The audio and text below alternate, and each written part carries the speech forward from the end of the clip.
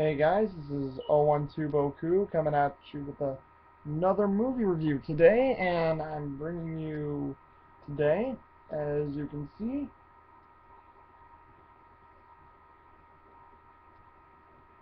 yep, Brother Bear, another Disney flick that in my eyes did pretty dang good, and wasn't that bad at all. And I mean, once again, you look at Brother Bear and you wonder, as I put it across the screen here, like, what was the huge deal with the film? It seemed pretty good. Was it that good? Was it not? Because I mean, from what I've seen, Brother Bear got mixed reviews from people. There's people who who liked it. There's other people, who didn't, and it was just one of those films that were really, really mixed onto the reviews. And the one thing that I can tell you personally is that it's a cute film. It's a very good film, and it's enjoyable for sure. And see here, there's a lot of things that I like that are very cute about this film. That's what I could say. This film's enjoyable and it's cute. It's by no means the greatest in Disney film, but it is a very, very cute film. And we start off the film with think it's Kenai, the main character. Yeah, Kenai, the main character, who's voiced by Joaquin Phoenix. And Joaquin Phoenix brings the character of Kenai as this guy who enjoys life and things. He gets along with three brothers who do love to give each other a hard time. Like any brothers, would. There's good stuff, there's bad stuff, there's all these different things, and they're part of a Indian tribe. I think like right before, natural setting of, I guess, current world events started hitting in. So this is like almost post prehistoric era, because there's mammoths and other things, and there's a lot of wildlife. They did a lot of mixture of different stuff that was supposed to go on and whatnot, but what we get a lot of stuff like that. And what was cool was, once again, Joaquin Phoenix, plays a brother who, wants to really be something. He wants to be like his older brother Sitka, and his second older brother Denahi. He wants to, you know, mean something. He just doesn't want to be looked at as this, wild Alec kid. He wants to be strong and whatnot. And when he actually is getting his totem into the village, where it says what they're going to represent and what they're going to be and what their standing is in the village, he gets the Bear of Love. And as you can imagine, Kenai is not happy. Joaquin Phoenix plays him as, Bear of Love. What am I going to do? That's worthless to me. I don't like it. And of course, Sitka's trying to play the role of, the good brother. He's the eagle, and I forgot what the eagle represented, but I think it wasn't wisdom. That was Denahi's, believe it or not. We don't know what animal represents wisdom for a totem, but Sitka is an eagle, and he was trying to, oh, knowledge, I think that's what it was. And he was trying to teach, you know, Kenai that it wasn't as bad to be, the Bear of Love, and that your totem will mean something. And the along comes Denahi, he was teasing him and things like that. And what happens is, Denahi doesn't like it, he doesn't enjoy it, and doesn't like being teased. And what happens is, after that, is a basket of fish that Kenai was supposed to put up. He didn't do it properly, so the fish fell, and a bear got into the fish, and he, in anger, goes after the fish, trying to basically stand up and do what's right to get the fish back. And what happens is Kenai almost gets attacked by the bear, and the bear basically tries to kill Kenai, but basically Denahi and Sitka show up. They help Kenai out with the bear. Kenai and Denahi get in a tough spot. Sika basically has to sacrifice himself, and Sika basically dies, and the bear that they were fighting lived, and during the funeral for Sika, you know, sorry, mind's not on straight. Apologies, guys, but ah, shoot. Oh, Kenai decides to go after the bear in vengeance. Sorry, just remembered it. Kenai decides to go after the bear in vengeance, and Denahi's trying to tell Kenai that that's not the right way. You shouldn't do that. And it's not really the bear's fault for Sika dying. He sort of inadvertently blamed it on Kenai for Kenai going after and chasing the bear in the first place because he was upset that the bear stole the fish. So what happens then is Kenai goes to fight the bear, and he actually kills the bear, cornering it on top of a mountaintop, which then, after he does that, it's basically we see his brother's spirit as the eagle, and we see the bear's spirit get taken up too, and it's like his brother is almost sending him a message, which in the Northern Lights, the Disney film gives you that there's magic in the Northern Lights, that's where true magic of the wild comes from. And then Kenai is turned into a bear to basically learn the value of why he shouldn't have killed it, or what was the true right thing to do, and maybe you'll also learn about family values in this, because Kenai is really struggling on his family values, and Joaquin Phoenix really plays it well, and when he's turned into a bear and when he's human, it's just really, really cool to see what he does, and he plays the role well. And then we have, oh yes, Jeremy Suarez from, if any of you remember the Bernie Mac show, he was Bernie Mac's son, and Jeremy Suarez in this film plays a little cub who when Kenai is the bear, who he runs into in the film, named Coda. And, Kenai basically gets caught in a bear trap, because he's trying to find his way out. And he runs into Coda, which Coda shows him a way to get out after prideful Kenai doesn't accept his help for several minutes. And what happens is, after Kenai's out of the trap, Coda was separated, as we learned, from his mother, and he's trying to find his way to the hunting grounds for the fish, or the fishing grounds, I think they said. And Coda, Jeremy Suarez, does a great time voicing him. He really gives a lot of warmth and definition to the character. Very entertaining to listen to. Basically, the kid has a bit more smarts at times than Kenai does. And what happens is Kenai wants nothing to do with Coda at first, but they're on this adventure for so long that Kenai starts to have Coda grow on him, and all these different things happen.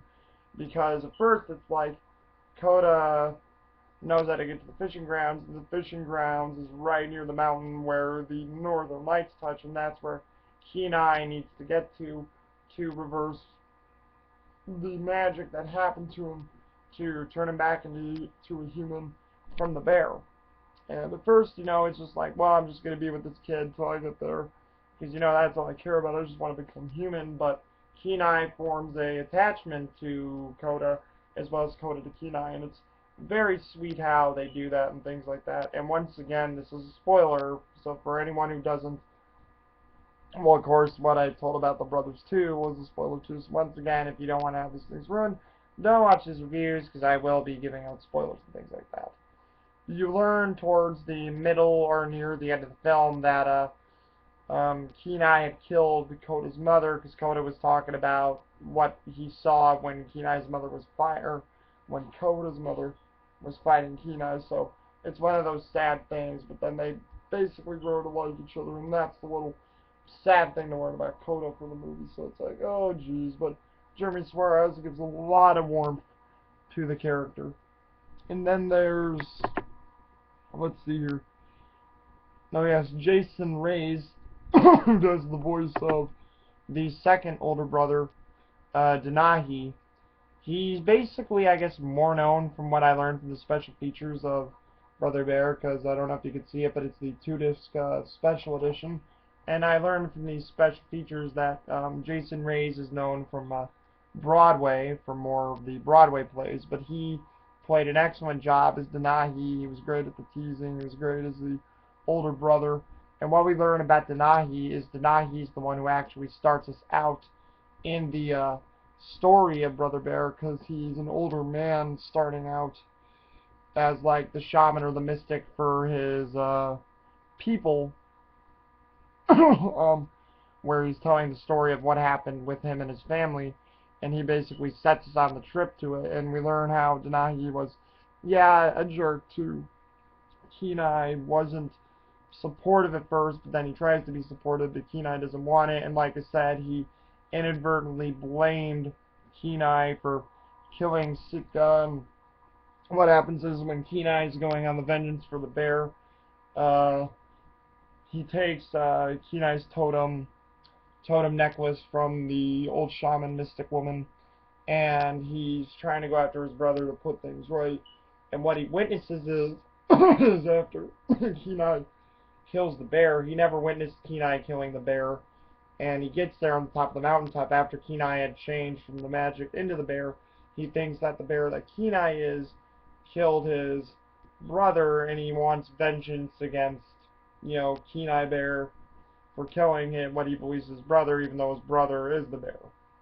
So basically, Jason Reyes, Denahi goes on a quest to avenge all his brothers for being killed by this bear, and he just becomes obsessed and just follows it throughout a lot of the film. So sadly, Jason Reyes' speaking parts are there at the beginning and towards the end of the film, because the rest of the film it's sort of like just grunts and things. But Jason Reyes played a very good job, and he also learns, just like how Kenai learns about the power of love, he learns about the true way of wisdom and what he should have done to help Kenai truly out within the films. But Jason Reyes does a great job as Denahi. And then there's also, oh yes, my two favorite characters coming up next. Basically, oh yes, Dave Thomas and Rick Moranis, who play Root and Took, who are two moose who are there for comedy relief, and they're basically like, I don't know if you guys have ever seen Rick Moranis and Dave Thomas's Strange Brew, which is about them being a bunch of drunks in Canada. It's a great film, good movie. If you ever get a chance to see it, you should see it. It's full of the Canadian stereotypes, and it's just great. It's basically like how Rick Moranis and Dave Thomas have reprised their role from that to play these two Canadian meese, or yeah, meese from Strange Brew almost. And they're just full of the stereotypes and all the weirdness and things like that. And it's really great to see them act like that. They are pretty hilarious in the film, and it's really good. And they do actually give some good values to both Coda and Kenai in the film, when Kenai's still a bear and when Coda's hanging around with them. And they're great for comedy relief. It's like they're there to fill the scene, but it works, and they're just hilarious. And it was awesome just to have Dave Thomas and Rick Moranis in the film. And I also do like Rick Moranis as an actor, and Dave Thomas is a pretty good actor too, so it's such a treat to have them in this film. And there were a couple other main characters who would be worthy of note, but I think, like, once again, I should only do one more, because, yeah, it's been a lot of minutes here talking about the main characters. I know it fits the plot, but I just don't want to make it too long talking about main characters, because I know there can be tons of them sometimes in film. And finally, I'll mention the third brother, the last one, who's voiced by D.B. Sweeney, who plays Sitka, who once again was the older brother. He was really in the film and responsible for Denahi and Kenai, and he was always keeping them together, doing what he could, and he was always trying to impart knowledge on the brothers, but at the same time he was always there for the teasing and all these different bits, and it was really well established. And if you remember, I said D.B. Sweeney, played Aladar and Dinosaur, which they mentioned in the special features of this, which I thought was funny, but it was sort of cool having D.B. Sweeney back for another film. and he really gave off a lot of good stuff that he seemed very knowledgeable about, and it was really cool to see. And once again, Sitka sacrifices himself for both his brothers when he's fighting the bear that took the fish, and it is very sad to see Sitka die. But I guess I could see how that was important to drive the plot and for both Denahi and Kenai to learn, but it still stunk because Sitka was a cool character, so it was sucky to see that. But D.B. Sweeney played it so well and really gave a side of knowledge to the character, which was very awesome. And overall, I mean, Brother Bear, is good stuff. I mean, once again, it is a very cute movie. It is a very, entertaining movie. It's got a lot of good comedy. I mean, there's other great voices in here. Like I said, there's Joan Copeland, who plays the shaman woman for the village. There's a bear that Coda and Kenai meet up with named Tug, who's brilliantly voiced by Michael Clark Duncan as this big Kodiak black bear. And, it's hilarious to hear Michael Clark Duncan here. There's also, Estelle Harris, and I think a few other surprise voices like Jennifer Darling and, a few others. That was really cool. Plus the animation, the hand-drawn animation they did for this film, and how they went to Canada and some other national parks and got a lot of the animation for that, I thought was very cool. And once again, another great score, believe it or not, done by James Newton Howard. And I have to say, James Newton Howard was Disney gold during this time, because he had written three great scores: the score for Dinosaur, the score for Atlantis: The Lost Empire, and the score for Brother Bear. And I have to say, it's very native-like, it's very mystic-like, it's got a good atmosphere to it, and it's like a great score. Like I said, the animation, what they were trying to go for, the visuals, it's a very, very well good put together film. And I'd say, if you have not seen this, give it a chance, see what you think, because it is a very, very cute movie. I mean, Brother Bear is not a bad movie at all. When I first saw it, I didn't think much of it. I thought it was pretty lame too, but after seeing it the second time through just now, I'm like, this film was not bad. It's enjoyable, it's cute. It's not a great film, but it is a good film. So overall, I'd probably give this and I was thinking, it was a bit of a struggle. I was thinking, was it a 7 out of 10 or 8 out of 10? I was stuck between those two, and I have to say it's an 8 out of 10, because once again, it's got great comedy, it's entertaining, it's just very good stuff. And Brother Bear is a worthy jump of that, so I give it an 8 out of 10. So once again, as always, guys, if you want to know what, or if you want to let me know what you guys think, just leave comments, tell me about what you thought about the movie, what could be better, and heck, if you want to compare and contrast, once again, this movie to current ones, tell me what you think about this movie, and, is it as good as, current Disney today? Is it as good as old Disney? Is it, is old Disney still better and on top? So just, let me know and drop me a line and see what you think. Alright, guys, this is 012 Boku. I will talk to you later, and I will see you again, alright? Bye-bye.